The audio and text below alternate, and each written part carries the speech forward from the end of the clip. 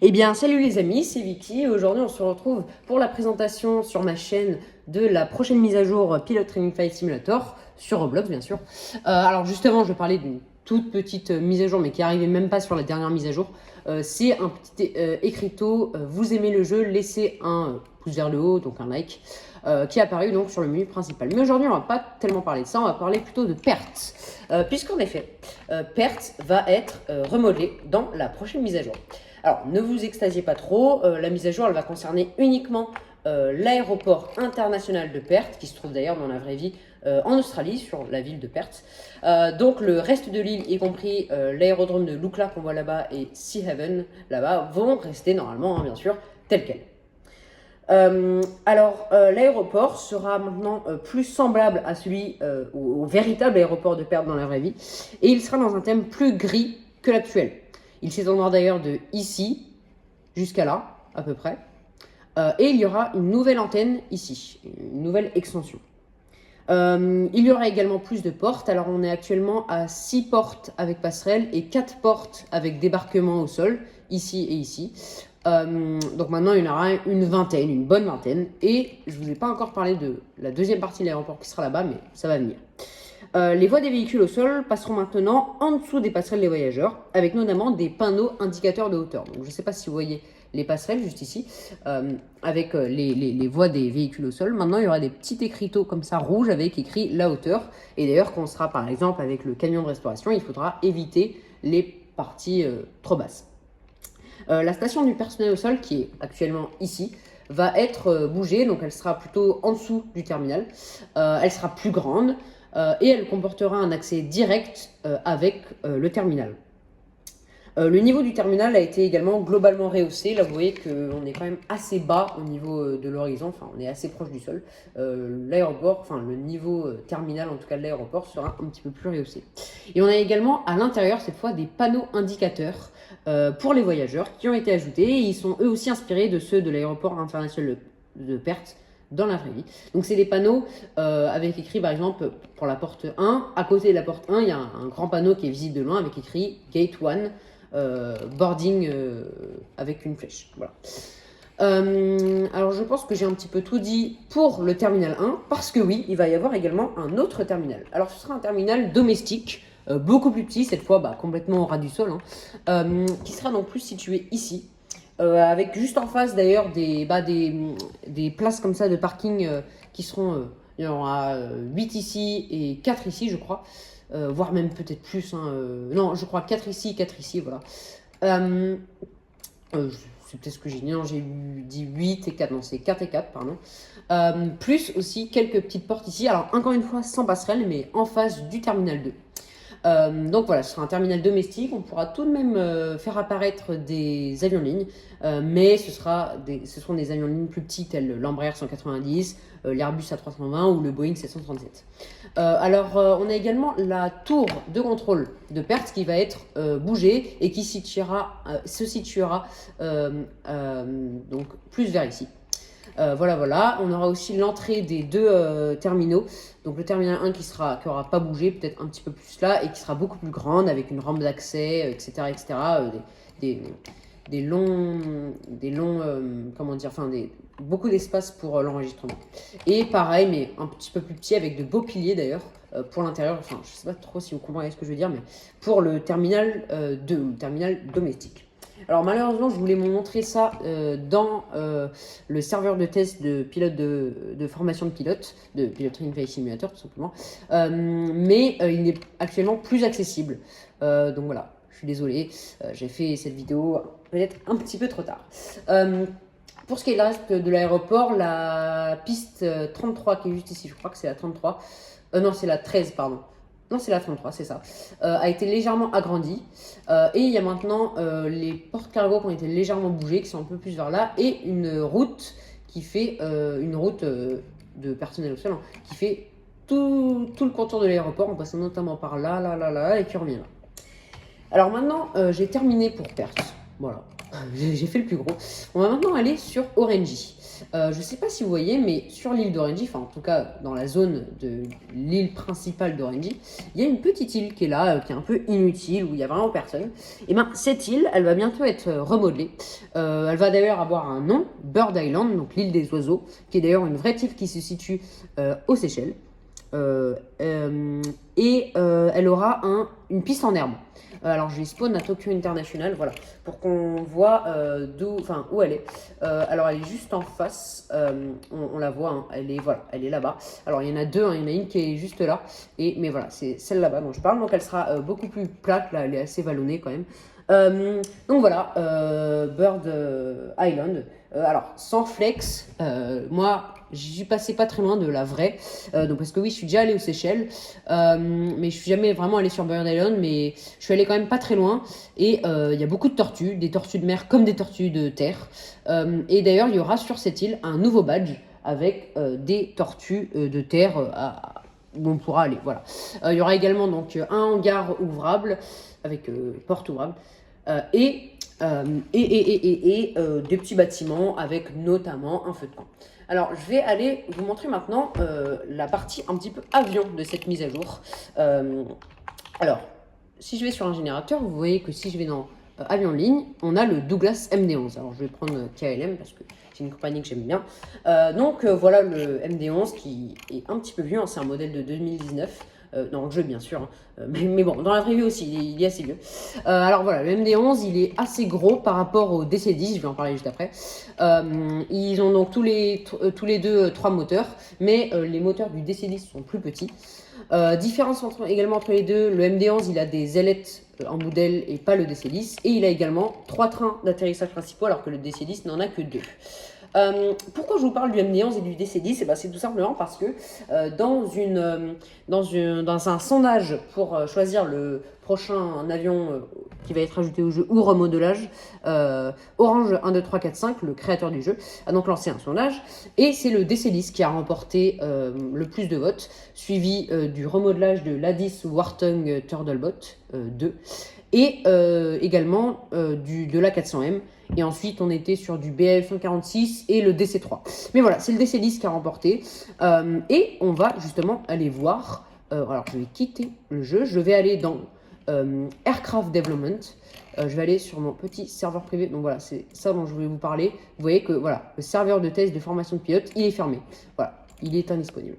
Mais sinon, je vais donc sur mon petit serveur privé. Et on va aller voir donc la progression actuelle du DC10. Alors, voici le DC-10. Donc vous voyez qu'il est un petit peu plus petit. Alors, il n'est pas à l'échelle, hein, donc là, il vous semble vraiment beaucoup plus petit. Mais en général, il est un petit peu plus petit. Donc on a voilà, les 2 atterrisseurs principaux et pas le 3e. Des moteurs un peu plus petits. Bon, ça, je ne sais pas si vous arrivez à bien voir. Et pas d'ailettes. Voilà. Et le DC-10, oui, aussi, il est lui-même aussi plus petit que le MD-11, même niveau taille. Voilà. Alors à l'intérieur, on sera sur du monoclasse. 2 partout. Alors, je vais prendre voilà, un siège. Donc voilà, 2 partout, sauf à la fin. Le fuselage se rétrécit, on est sur du 1-2-1. Et aussi au tout premier rang, je crois aussi qu'on est voilà, sur du 1-2-1, juste parce que le fuselage se rétrécit. Alors, le cockpit a été terminé. Donc, je vais me mettre en jump seat parce qu'il y a 2 jump seats. Un jump seat ici, un jump seat pour le navigateur ici. Et il y a voilà, le cockpit. J'ai envie de dire...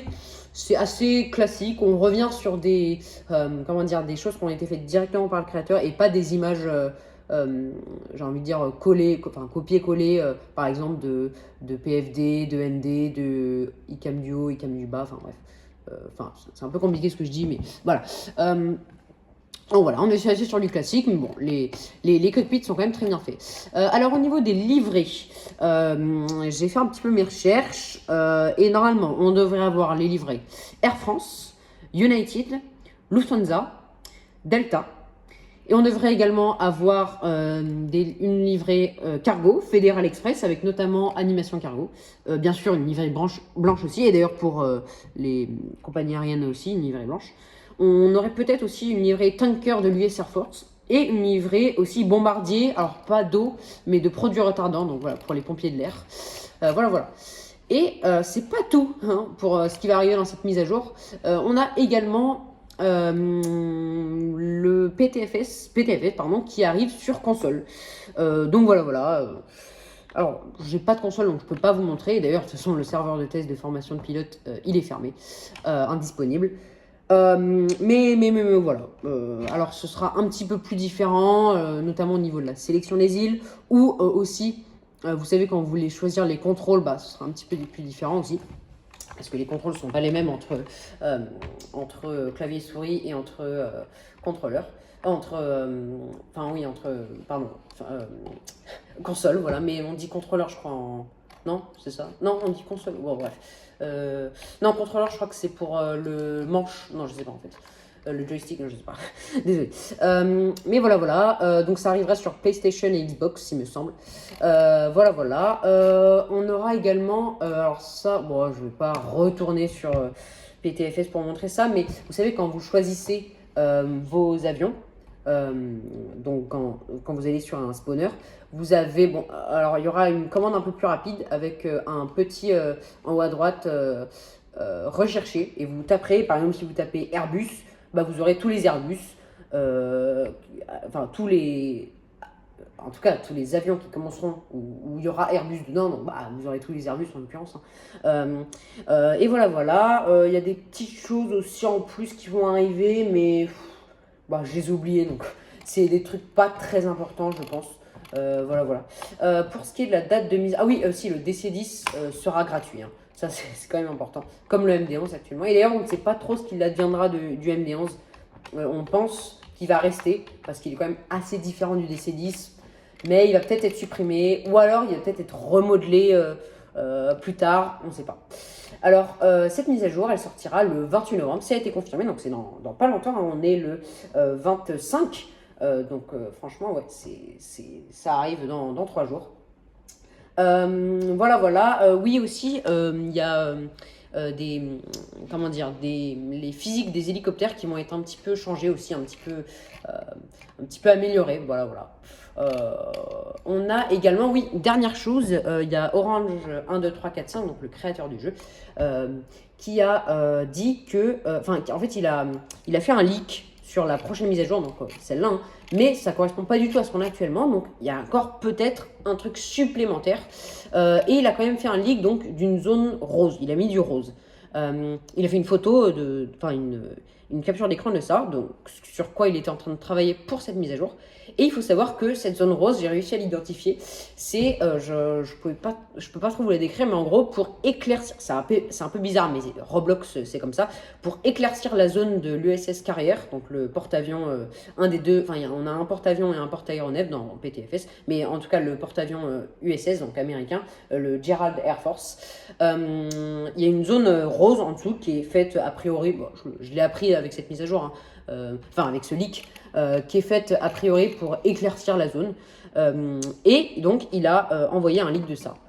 Et d'une autre zone rose, mais ça, j'ai pas pu déterminer. Alors, ça veut dire plusieurs choses. Soit, le truc le plus décevant, ce serait que Orange nous troll. Voilà. Le truc peut-être un petit peu mieux, ce serait qu'il serait en train de retravailler l'USS Carrier. Autre truc encore mieux, ce serait qu'il serait en train de retravailler le HMS, parce que lui, il est un petit peu plus vieux d'ailleurs. Hein. Le HMS, il est arrivé, il était là plutôt au début du jeu, donc vers 2015. Donc 2015, c'est plutôt. Alors je sais que le jeu PTFS a été créé en 2010, mais 2010, c'était vraiment une autre map. Enfin, c'était pas du tout pareil. Alors que 2015, c'est quand même un peu plus le jeu tel qu'on le joue aujourd'hui avec les vraies îles actuelles. Et donc voilà, le HMS il était là depuis le début, donc il est assez vieillissant. Contrairement au USS Carrier Gerald Airford qui est arrivé bien plus tard. Et le meilleur truc, ce serait qu'un nouveau porte-avions va être ajouté. Alors, bon, je prends des grandes intonations, mais ce sera probablement pas le cas. Mais voilà, l'histoire nous le dira. Pour l'instant, Orange n'a rien dit sur ça.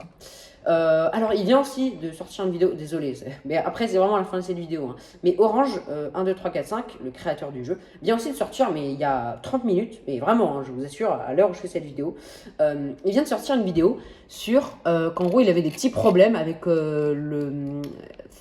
faire les livrées du DC-10. C'est d'ailleurs comme ça que j'ai appris qu'il allait faire notamment la livrée Air France. Mais voilà, donc pour le DC10, il a un peu de mal à faire des livrets parce qu'il y a un petit problème, j'ai pas très bien compris, mais en gros je crois que c'est Roblox qui a fait une petite mise à jour de ses graphismes et ça passe pas trop sur les... Enfin voilà. Donc le risque c'est que la date de sortie, qui je le rappelle est du 28 novembre, donc dans 5 jours, dans 3 jours, pardon, je suis fatiguée, soit décalé, malheureusement. Peut-être d'une semaine, peut-être de 2 semaines, peut-être de plus, on ne sait pas trop. Ou alors le DC10 sera peut-être ajouté plus tard, bon bah voilà, ça on ne sait pas. Enfin voilà, c'est tout pour cette mise à jour et cette vidéo aussi. Hein. Bien sûr, j'essaierai de vous tenir au courant le plus vite possible si j'ai d'autres informations. Mais voilà, c'était Vicky. Je vous souhaite à très vite. Prochaine vidéo sur PTFS. En tout cas, normalement, ce sera pour découvrir cette mise à jour. Hein. Et puis voilà. Bye!